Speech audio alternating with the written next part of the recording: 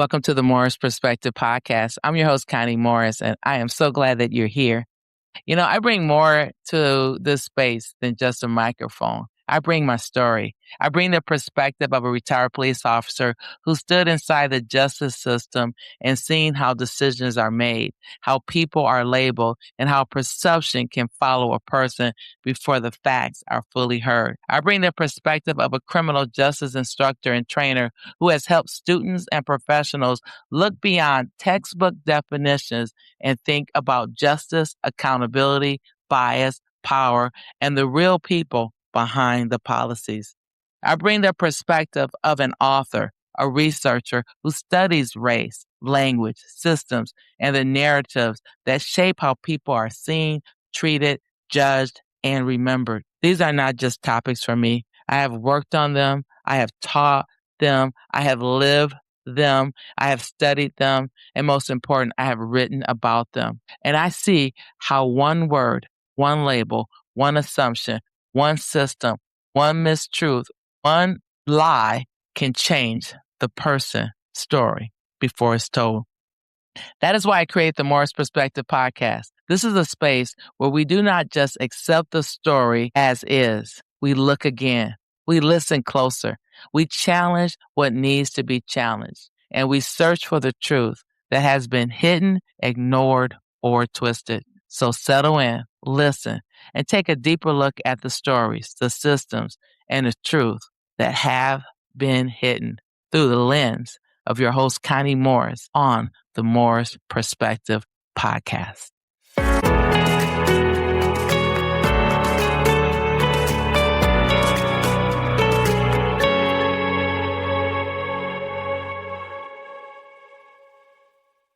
Hello, and welcome back to the Morris Perspective Podcast. I'm your host, Connie Morris.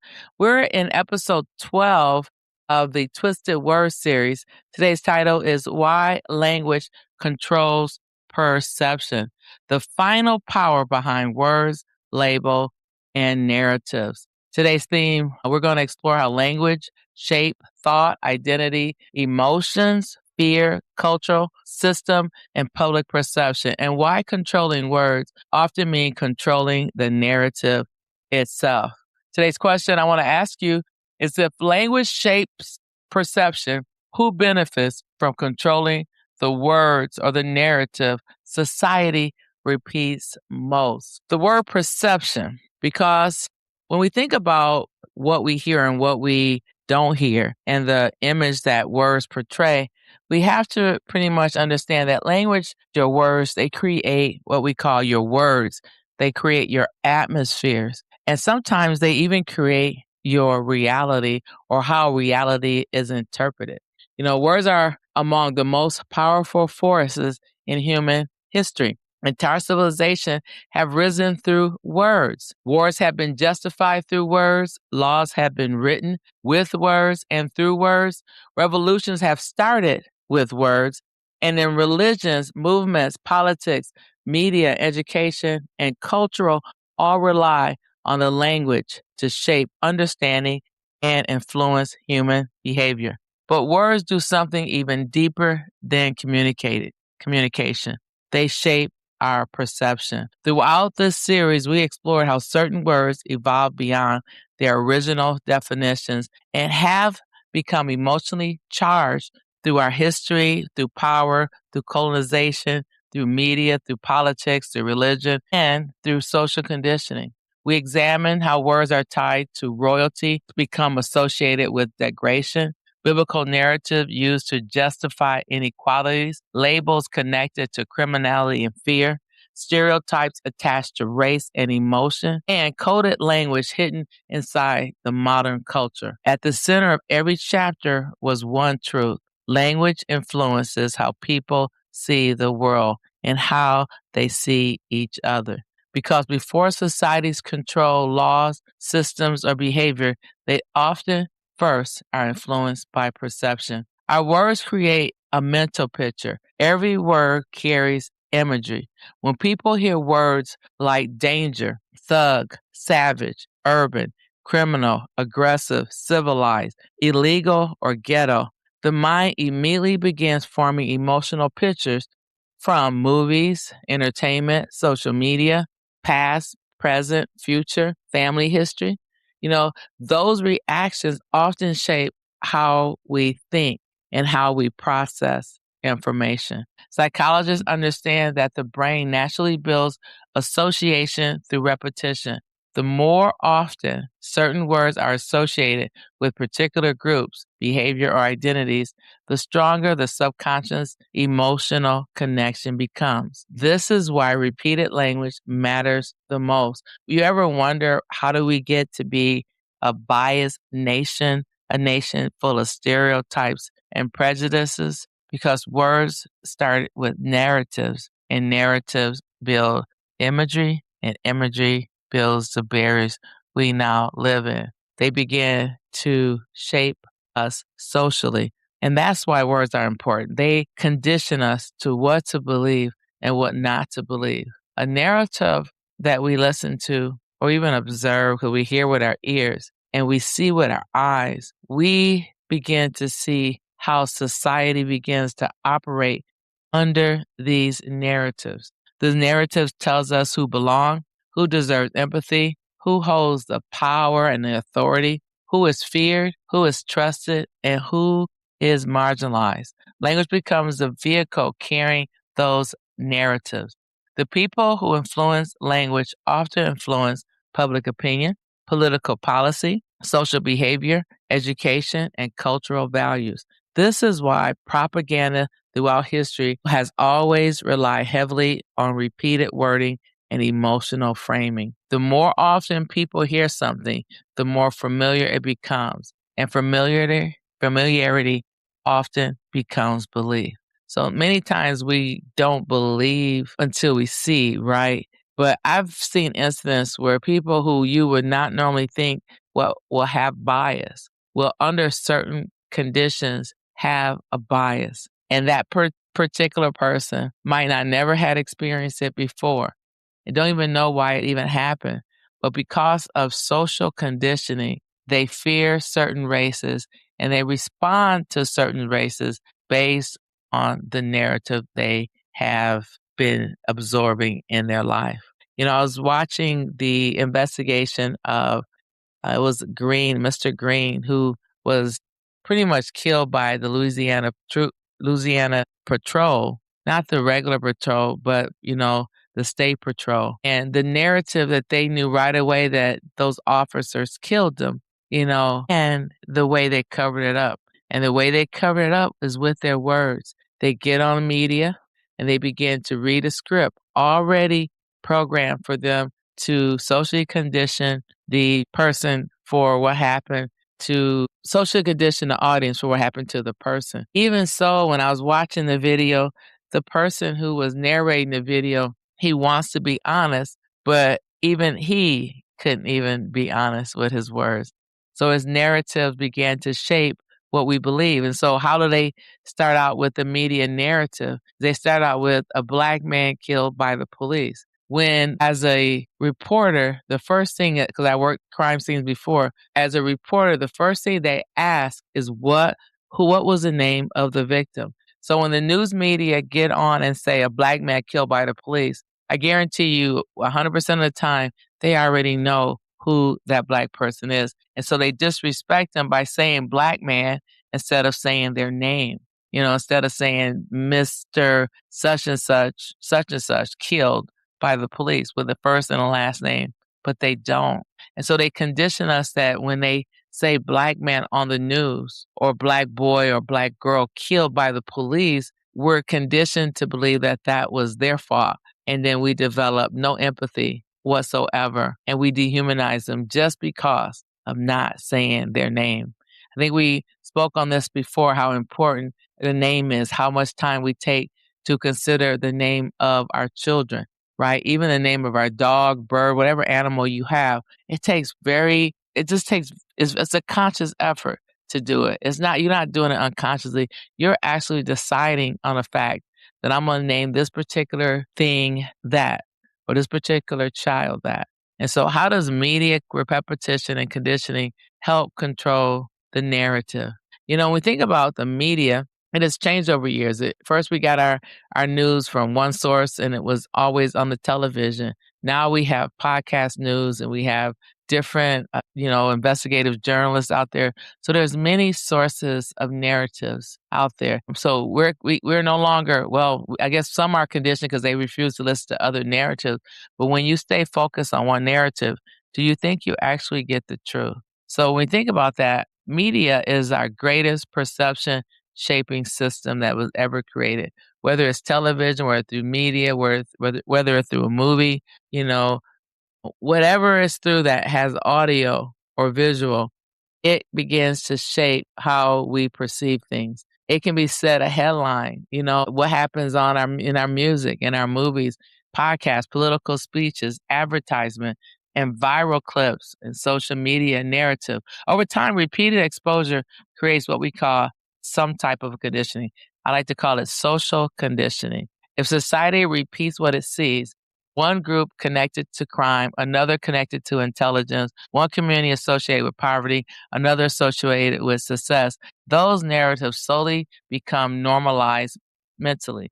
This is how implicit bias develops, not always through hatred, not always through intentional racism, but often through repetition. The brain begins building emotional shortcuts immediately. And that's when I was saying that you'll have people who you don't think have any racial issues or implicit bias in their bones until they do, because they've been programmed by and conditioned by the narratives. When we begin to label people, it simplifies humanity, right? So one of the greatest powers of language is labeling. Labels reduce complex human beings into simplified categories. Instead of being a father, mother, scholar, survivor, leader, artist, entrepreneur, human being, people become thugs, illegal immigrants, welfare queens, criminals, savages, angry, urban, or dangerous. Once labels become normalized, society often begins to respond to the label rather than the individual. This is one reason language shapes our policing, who we hire, who we fire, education, society, healthcare, and public empathy. Label influences who society sees as deserving of grace and who society sees as disposable. Fear is one of the strongest tools. Fear-based language changes perception quickly. Why? Because words are tied to what we say, what people say is dangerous, what they say is violent, invasion, crime, chaos, or disorder. These words trigger an emotional response before intellectual analysis. And if you were young, I remember I was young. We all remember when we were young. And I was so afraid of dogs, all dogs. I didn't care if they were tied up or running loose. I had this straight up fear of dogs. And one particular day, the dog chased me and I ran up on a car, and the dog almost got up on top of the car and there was nowhere else to run. And this was a small poodle, so I'm not a little short girl, so I'm pretty tall. And so what am I doing? And I remember particularly one day I said, you know what? I'm no longer going to be afraid of dogs. I'm no longer going to emit this fear of dogs. I think they smell it and they just go after you, no matter if it's a poodle or a chihuahua. They are it's just that emission of fear. And I remember saying I will no longer be fearful of dogs. I came a time in my police career where, every house has dogs, right? Almost every house you go to has dogs. And I had just pretty much trained myself I would not be afraid of dogs. And they must knew that because they would just bark afar off. They were no longer running or do that running after you because I wasn't going to run. I was no longer afraid of dogs. I don't know when that happened and I don't know what that topic has to do with it, but I think it was covered under fear. And we understand that how fear of dogs created just a barrier because if you know as a police officer, dogs are everywhere. I mean, you got to go in backyards, you got to go rescue dogs. There's all these things dealing with dogs that I was deathly afraid of. But I learned I'm not going to be afraid of dogs and how that changed. I think that attitude has to go with the narratives that are being spoken to us. We have to determine that we want the truth and that we won't believe everything we hear, right? Not everything we see. Because how many times we watched a movie and found out there was other things going on in that movie that we missed? We also have to understand how the political system works. how propaganda campaigns work, how media outlets rely on this fear-based wording. So around 2020, when COVID was out and about doing this thing, creating more fear than anything, right? And people were afraid of what? They were afraid of dying from some disease. And so they had us put on these paper masks or whatever mask they thought was going to help stop the disease. And we realized that later on, through media narratives, it was fear started, but also media narrative also stop the fear. Because in my mind, once you develop this, I'm not going to be afraid, it doesn't just stop at dogs. It stops at a lot of things. That fear can be like a little speck of sun dust in your eyes, and it'll just irritate your eye until it's red, until you get an infection and have to go get it treated. But if you allow no speck of fear to enter in, then what comes after fear? Boldness. Fear creates what you call boldness. Lack of fear is boldness. And so when we have fear in our heart, fear in our mind, and we are activated by fear, it actually dumbs you down a lot because then it doesn't take much to activate that fear. Fear is false evidence appearing real. I mean, if we're going by what we see, that could be a lie, right? If we go by what we hear, that could be a lie. So where is your truth really based on if it's false evidence appearing real? That's the question you must answer. Because once fear becomes emotionally connected to certain groups or identities, society often becomes willing to do what? And we see it. They really willing to justify harsh punishment until it's their son or daughter, ignore injustice until it's their family member, support equality until it happens to them, and reduce empathy until they need it. Fear reshapes perception, and perception reshapes behavior. Let's go into the power of words. My foundation is really a Christian-based, believe in God foundation. And so I usually don't put scripture in it, but today is so powerful because the Bible has a lot to say about words and language. If you want to learn more about words and language, I'm also a podcaster I have another podcast, the Diary of a Black Woman podcast. You can get it on all the platforms where you can actually follow podcasts, where you found this one. It's called the Diary of a Black Woman podcast. And I am on a series, which I think I'm finishing up. It's called Verbal Suicide or Verbal Prosperity. And so the power of words can create life or death in your life. The Bible says in Proverbs 18:21, it says, death and life are in the power of the tongue. And it continues to say, and you will eat the fruit thereof. That means that if you are speaking death, then you're going to have the fruit of death. If you're speaking life, then you're going to have the fruit of life. So our words do change our worlds. And so if it's that powerful to be mentioned in the Bible, then the people who are writing the narratives also know how powerful those words are, right? And James 3 tells us that the tongue is a small spark capable of setting an entire forest on fire. And it says, who can tame the tongue? And it says, we as human can tame every animal, but we cannot tame our tongues. You know, when we use scripture to reflect truth, and many people are slowly fading away from like real truth.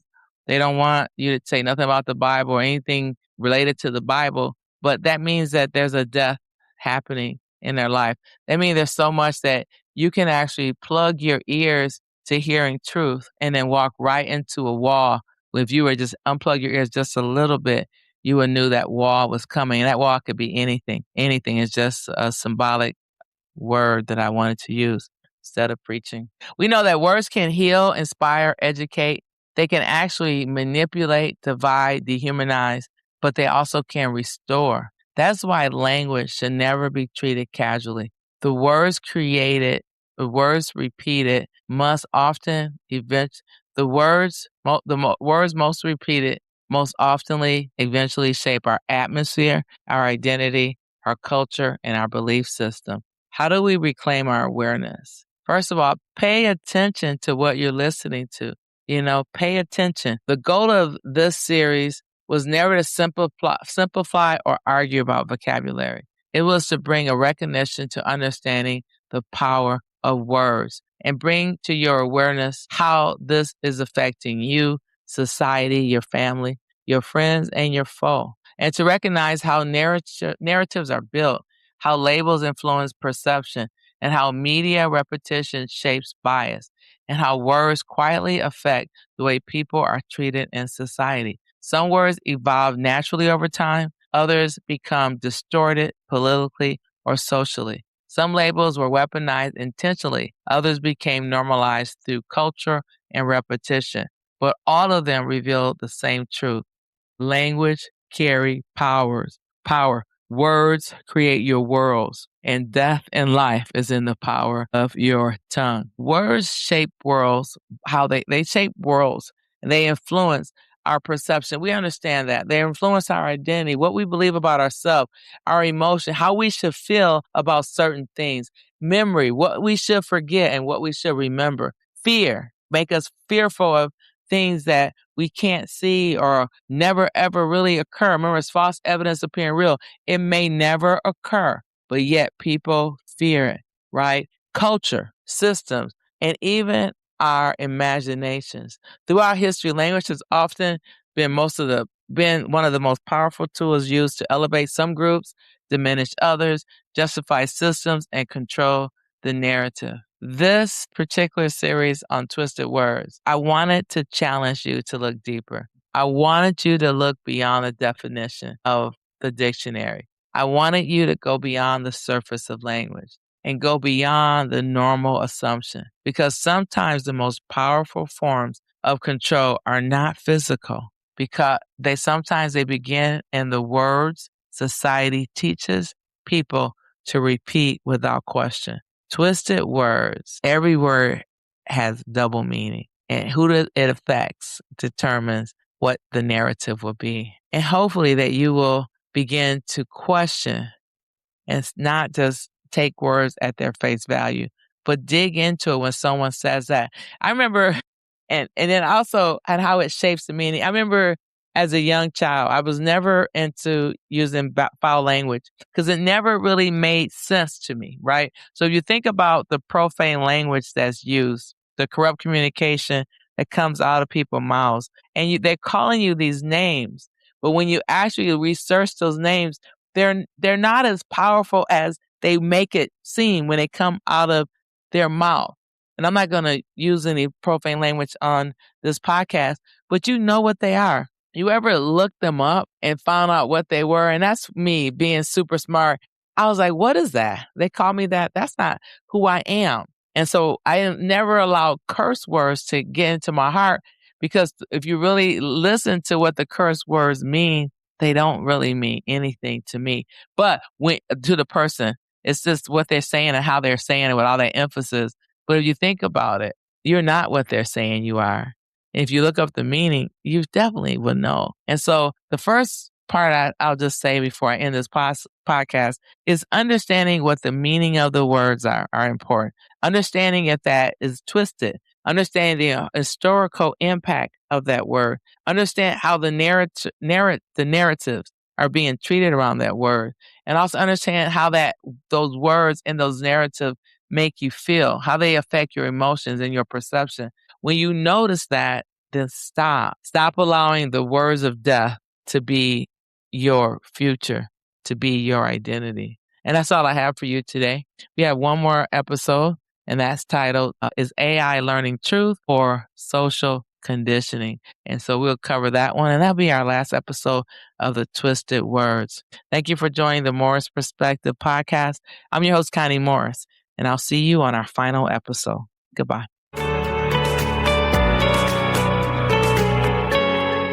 Thank you for tuning in to the Morris Perspective Podcast with your host, Connie Morris. And if this episode made you think, made you pause, made you check the narratives that you have been believing, or maybe even look at an issue differently, don't stop here. There are more conversations waiting for you, episodes you may have missed, topics you may want to revisit, and discussions that continue to build on what we have talked about today. You can find them on my pod page. A pod page is simply the online home for my podcast. It's where you find all the episodes in one place. You can listen again, you can explore different topics, and you can share episodes with others. And most importantly, you can sign up for my newsletters. To get there, just click on the pod page link listed in this episode description. And yes, it is free. If you have any questions, episode ideas, or simply want to connect with me directly, email me at the Morris Perspective Podcast at gmail.com. Until then, stay empowered, stay in the know, and stay knowledgeable. Thank you for tuning in, and I'll see you on the next episode.